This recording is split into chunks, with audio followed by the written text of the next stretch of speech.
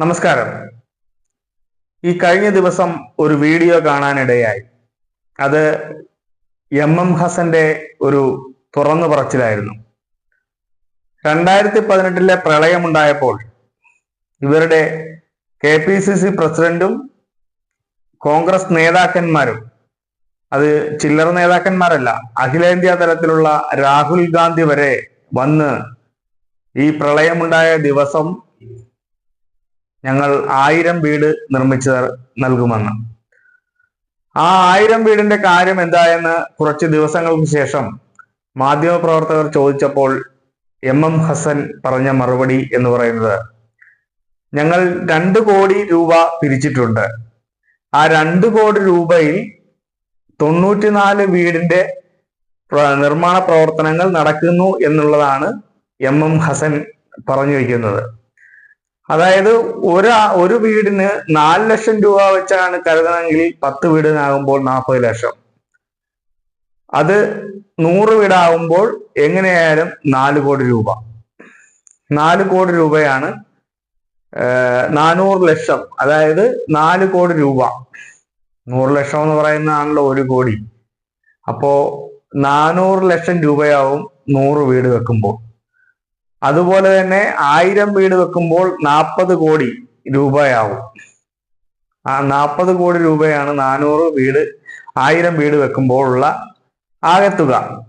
പക്ഷെ ഇവർ പിരിച്ചിരിക്കുന്നത് ആകെപ്പാടെ 2 കോടിയാണ് പിരിച്ചിരിക്കുന്നത്. ആ 2 കോടിയിൽ തന്നെ ഇപ്പോൾ 1 കോടി രൂപ മുടക്കി 98 വീടിന്റെ നിർമ്മാണ പ്രവർത്തനങ്ങൾ പൂർത്തീകരിച്ചു എന്നുള്ളതാണ് ഇവർ പറയുന്നത്. എന്നിട്ട് ബാക്കി 1 കോടി രൂപയ്ക്ക്, ബാക്കി പൈസയ്ക്ക് കൂടി ഇവര് വീട് നിർമ്മിച്ച് നൽകും എന്നുള്ളതാണ് ആ വീഡിയോയിലൂടെ പറയുന്നത്. എങ്ങനെ വീട് വെച്ച് നൽകും? നമ്മൾ എത്ര ആലോചിച്ചിട്ട് അത് മനസ്സിലാവുന്നില്ല. ഇവരുടെ വീട് വെച്ച് കൊടുക്കുന്നതും അതുപോലെ തന്നെ ഈ നിർമ്മാണ പ്രവർത്തികളൊക്കെ നടക്കുന്നു എന്ന് പറയുന്നത് വെള്ളത്തിൽ വരച്ച വര പോലെയാണ് കോൺഗ്രസ്സുകാർ പറഞ്ഞാലെന്ന് നമുക്ക് കൃത്യമായിട്ടറിയാം. കഴിഞ്ഞ ദിവസം നമ്മുടെ വയനാട് പ്രളയമുണ്ടായപ്പോൾ, വയനാട് ഉരുൾപൊട്ടലുമായി ബന്ധപ്പെട്ട് അവിടുത്തെ സാധാരണ ജനങ്ങൾക്ക് വീടും കിടപ്പാടവും എല്ലാം നഷ്ടപ്പെട്ട അവിടുത്തെ ആ ജനങ്ങൾക്ക് വേണ്ടിയിട്ട് ഈ യൂത്ത് കോൺഗ്രസ്സുകാരും കൂടി പ്രഖ്യാപിച്ചായിരുന്നു, ഞങ്ങൾ വീട് വെച്ച് നൽകുമെന്ന്. ഇവിടെ സർക്കാർ കേന്ദ്രത്തിൽ നിന്നൊരു ഫണ്ട് കിട്ടുന്നുമില്ല, അതിനെതിരായിട്ട് അവർ സംസാരിക്കത്തുമില്ല.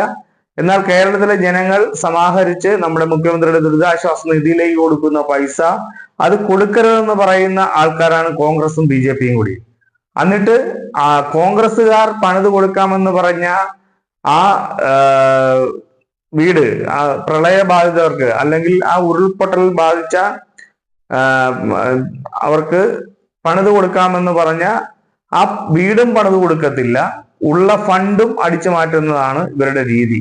കഴിഞ്ഞ ദിവസം രാഹുൽ മാങ്കൂട്ടത്തിൽ എന്ന് പറയുന്ന യൂത്ത് കോൺഗ്രസിന്റെ നേതാവ് വാർത്താ സമ്മേളനം വിളിച്ചു പറഞ്ഞിരുന്നത്, ഞങ്ങൾ വീട് നിർമ്മിച്ചു കൊടുക്കുന്നതിനുള്ള സ്ഥലം ഞങ്ങള് ഗവൺമെന്റ് ഏറ്റെടുത്ത് കൊടുക്കണമെന്നാണ് പറഞ്ഞത്. അല്ല, ഇവര് ഗവൺമെന്റിലേക്ക് പൈസ കൊടുക്കരുതെന്ന് പറഞ്ഞ് ഇവര് തനതായിട്ട് പിരിച്ച പൈസ അത് വെച്ചല്ലേ അത് ഉണ്ടായി കൊടുക്കേണ്ടത്. അതൊട്ട് ഉണ്ടായി കൊടുക്കത്തുമില്ല. എന്നിട്ട് ഗവൺമെന്റ് സ്ഥലം ഏറ്റെടുത്ത് കൊടുക്കാനാണ് ഇവര് പറയുന്നത്. എന്തൊരു മര്യാദകളാണ് ഇവര് പറയുന്നത് എന്നുള്ളതാണ് നമുക്ക് മനസ്സിലാകേണ്ടത്. ജനങ്ങളിൽ നിന്ന് ഏകദേശം 3 കോടി രൂപയോളം ഇവർ പിരിച്ചിരുന്നു. ഈ വയനാട് ദുരിതാശ്വാസവുമായി ബന്ധപ്പെട്ടിട്ട് കോൺഗ്രസ്സുകാരും യൂത്ത് കോൺഗ്രസ്സുകാരും എല്ലാവരും കൂടി പിരിച്ച തുക എന്ന് പറയുന്ന 3 കോടി അധികം വരും. 3 കോടിയിൽ അധികം വരും. യഥാർത്ഥ കണക്ക് പുറത്തു വരാനിരിക്കുന്നേ ഉള്ളൂ. ആ പൈസയിൽ നിന്ന് ഇനി 82 ലക്ഷം രൂപ മാത്രമേ ഉള്ളൂ ബാങ്കിൽ ഉള്ളതെന്നാണ് അന്ന് രാഹുൽ മാങ്കൂട്ടം പറഞ്ഞത്. പക്ഷെ ഇതിലേക്ക് കോമഡി ആയിരുന്നു നമ്മുടെ എം ഹസൻ നടത്തിയ വാർത്താ സമ്മേളനം. ആ വാർത്താ സമ്മേളനം അവതരിപ്പിച്ചതോടുകൂടി പഴയ നിലവിലുണ്ടായിരുന്ന കോൺഗ്രസിന്റെ പ്രതിച്ഛായക്ക് മങ്ങലേൽക്കുന്ന രീതിയിലാണ് ആ വാർത്താ സമ്മേളനം കഴിഞ്ഞപ്പോൾ പൂർണ്ണമായി സംഭവിച്ചത് എന്നുള്ളത് നമുക്ക് മനസ്സിലാവും. അപ്പോ ആ വാർത്താ സമ്മേളനം നമുക്കൊന്ന് കാണാം. 1000 വീട് കേരളത്തിൽ നിർമ്മിക്കാൻ എത്ര രൂപ ചിലവാകും? ഒരു ചതുരശ്ര അടിക്ക് 1500 രൂപയില്ലാതെ വാർക്ക വരെയെങ്കിലും പൂർത്തിയാകാത്ത സ്ഥിതിയാണ് കേരളത്തിലുള്ളത്. ടൈൽസും പ്ലംബിങ്ങും വയറിങ്ങും ഒക്കെ നടത്താൻ ചിലവ് വേറെയും. 500 ചതുരശ്ര അടിയുടെ ഒരു വീടിന് പോലും 5-6 ലക്ഷം രൂപ കുറഞ്ഞത് ചെലവ് വരും. പ്രളയാനന്തരം 1000 വീട് നിർമ്മിക്കുമെന്ന് പ്രഖ്യാപിച്ച KPCCയുടെ കയ്യിലുള്ളത് പക്ഷേ വെറും 3.5 കോടി രൂപ മാത്രം. ഒരു വീടിനുള്ളത് കഷ്ടിച്ച് 35,000 രൂപ. അന്നത്തെ പ്രശ്നത്തിന്റെ ഗൗരവം കണക്കിലെടുത്ത് അന്ന് ഞാൻ KPCC പ്രസിഡന്റായിരുന്ന അവസരത്തിൽ KPCCയുടെ വിശാല എക്സിക്യൂട്ടീവിൽ വെച്ചാണ് എല്ലാവരുമായി ആലോചിച്ച് 1000 വീടുകൾ നിർമ്മിച്ചു നൽകും എന്ന് ഞങ്ങൾ പ്രഖ്യാപിച്ചു.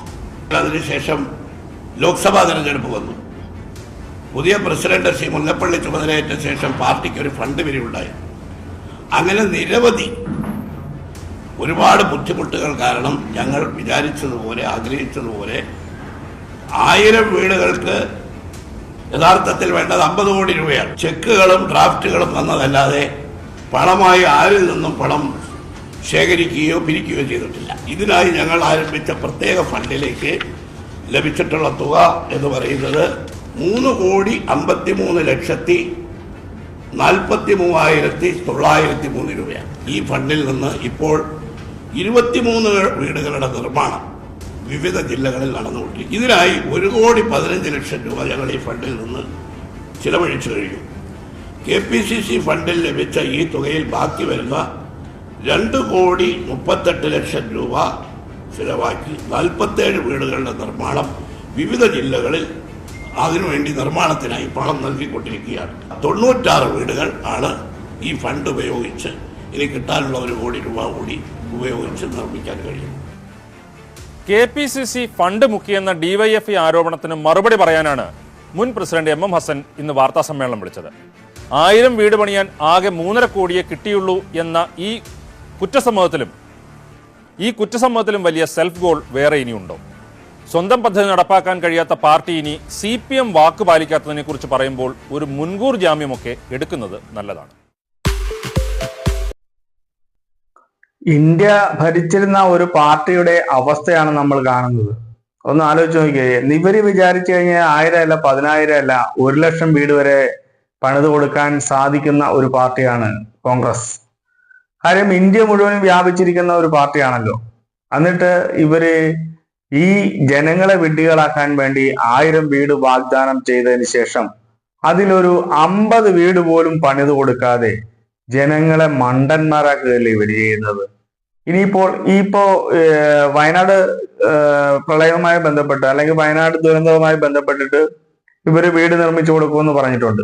അതും ഏകദേശം ഇതിന്റെ ഒരു തീരുമാനമായിട്ടുണ്ടെന്നുള്ളതാണ് നമുക്ക് മനസ്സിലാക്കാവുന്നത്.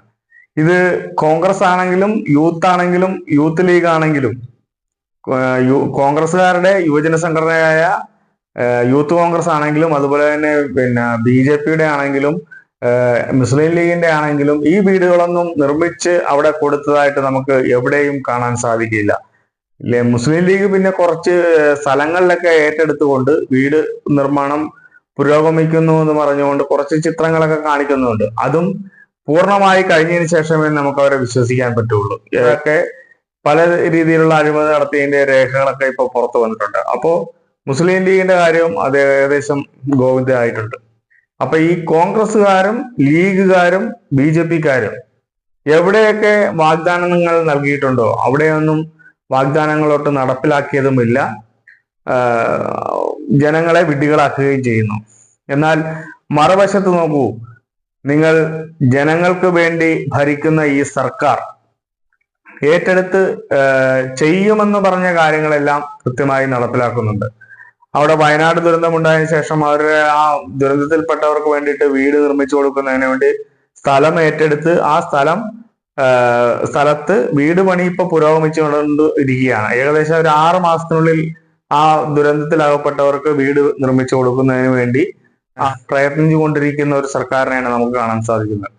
അതുപോലെ തന്നെ ഈ ഇടതുപക്ഷത്തിന്റെ DYFI സംഘടന, DYFI, AIYF മുതലായ സംഘടനകൾ, യൂത്ത് സംഘടനകളെല്ലാം ഈ ഗവൺമെന്റിലേക്ക് പൈസ അടയ്ക്കുന്ന ഈ ദുരിതബാധിതർക്ക് വേണ്ടിയിട്ട് അവരുടെ വീട് നിർമ്മാണത്തിന് വേണ്ടി പൈസ കൊടുക്കുന്ന കാര്യത്തിലാണെങ്കിലും അവരുടേതായിട്ടുള്ള പങ്ക് DYFIയും AIYFും അവരുടേതായിട്ടുള്ള പങ്ക് വഹിച്ചിട്ടുണ്ട്.